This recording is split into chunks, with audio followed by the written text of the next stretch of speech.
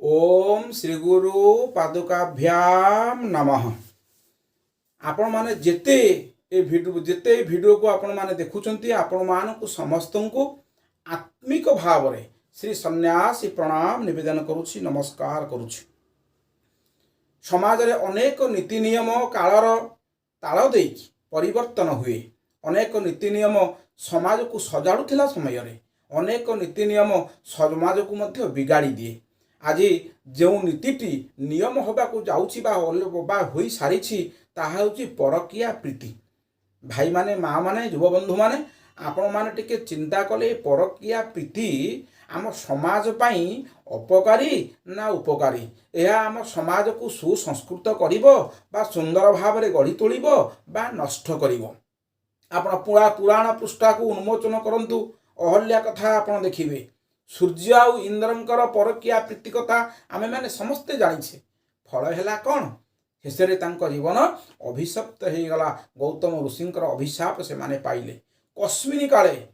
कस्मिन काले परकिया प्रीति आम समाज पाई उपकारी साब्यस्त हेई नाही। परकिया प्रीति हेले कौन हुए ना आम गीता कहिले। गीतार प्रथम अध्याय सैन्य दर्शन जोग बा अर्जुन विषाद जोगरे आज भगवान कहिले हे अर्जुन, जदि कुल स्त्री माने केवल कुल स्त्री कहीं यदि पुरुष माने भी व्यभिचार हुंती, नारी माने भी व्यभिचार हुंती, तेबे कौन हबे ना स्त्रीषु दुष्णासु वास्नेय जायते वर्ण संकरः। जदि कुल स्त्री माने व्यभिचारी हुंती एवं पुरुष माने भी जदि व्यभिचारी हुंती, तेबे कौन हुए ना से कुल रे वर्ण संकर जात हुए। आउ हाँ, जेउ कूलरे वर्ण संकर जात हुए से कूलर पितृपुरुष माने पिंड पाती नाही। से कूलरे पापाचार वृद्धि पाए एवं सामाजिक जनजीवन से परिवार सदस्य मानकर व्याहत गोटे बा नष्ट हो जाए। खाली सेतिकी नुहे आज्ञा, जदि आप रामचरित मानस को उन्मोचन करेंगे, रामचरित मानसर पृष्ठा को आप खेलेबे, सेठी मध्य एक चरित्र अच्छी एवं से चरित्र होची सुपर्णखा चरित्र। प्रभु राम मध्य जहाँ को आम आदर्श बोली भावुचे, भारत वर्षर जे आराध्य देव बोली आम जहाँ को भावुचे, पवित्र श्रीरामचरित मानसर मुख्य चरित्र प्रभु श्रीराम मध्य कस्मिन काले यही परकिया प्रीति को केबे हेले मोहर मारी ना बा केबेले ताकू मर्यादा ताकू देई नाहंती जे परक्रिया प्रीति ठीक बोली। आज दंडक वन में जितेबले प्रभु राम निज सान भाई लक्ष्मण एवं माँ जानकी सहित निवास करुछंती, सेही समय रे सुपर्णखा आसीछि एवं सुपर्णखा आसी निजर नग्न सौंदर्य देखई जितेबले प्रीति निवेदन करिछि प्रभुंक पाखरे। प्रभु सेतेबले ताकू कौन कहिले? प्रभु सेतेबले ताकू जहा कहिथिले ताहाको कवि सम्राट उपेन्द्र भंज अति सुंदर भाव रे तांकर बही वैदेहीश विलास रे सुंदर भाव रे कलम करी कहिचंती। प्रभु आज कहउचंती सुपर्णखा को, कहले हे सुपर्णखा, बोइले रघुनंदन आहे रामावर, व्रत एक पत्नी आचरण मोहर। कहले हे सुपर्णखा, तू जो लक्ष्य नहीं मो पाखक आसीचु ना से लक्ष्य तोर परिपूर्ण हो पारिबो नहीं। कहीं ना मोर परा गोटे पत्नी अच्छी, मोर गोटे पत्नी थाउ थाउ मु केमिति आ गोटे पत्नी प्रति आसक्ति हेबी बा परकिया प्रीति रे मु रत हेबी। आ खाली तू जानिचु तू को कूले जन्म होइचु, तू पूरा विश्ववार ब्रह्मांकर चतुर्थ पुरुष हौची रावण एवं विश्रवांक नंदन सीए जने महान ऋषि नंदन सीए। तू पूरा त्रिभुवन विजयी, तू रावण बा तू हूँ भौणी।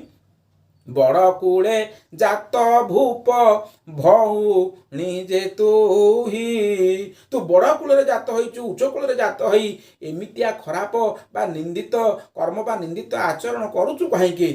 वृष्यसंती आचरण भल तनुहई। वृष्यसंती शब्दर अर्थ होची कामुकी बा कामुक भावना। कहले हे सुपर्णखा, तू एड़े बड़ कूल जन्म हो सारा परे तोर एभली कामुकी आचरण आदौ भल नुहे, मुआ को ग्रहण करि पारु नहीं। बंधु माने, हे युव बंधु माने, हे युवती बांधवी माने, आपण माने समस्त चिंता करंतु जेउ कथा को प्रभु राम जहाँ को आमे समस्ते मानुछे, जो कथा को बा जो घटना को प्रभु राम स्वीकार करू नांती, ताहाकू आमे माने केमिति स्वीकार करिबा।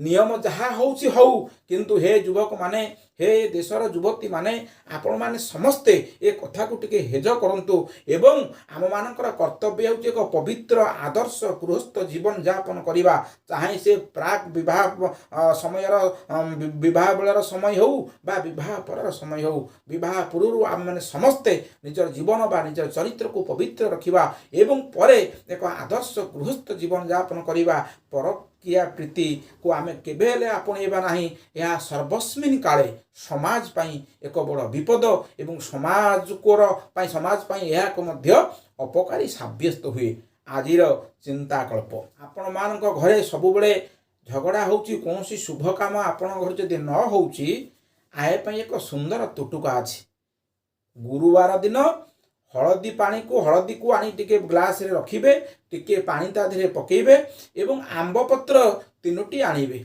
आंब पत्र द्वारा आपण जदि से हलदी पानी को आपणकर घरर चारिआडे आपण जदि सिंचन करिवे तेबे आपण को गृह रे पॉजिटिव शक्ति सकारात्मक शक्ति वृद्धि पाइब कौन प्रकार विशृंखला हब नाही सबु सदस्य मानक भितरे माने एक मन हेकि चलिबे एवं घरे शुभ कार्य निश्चित भाव हब रहुछि नमस्कार प्रणाम।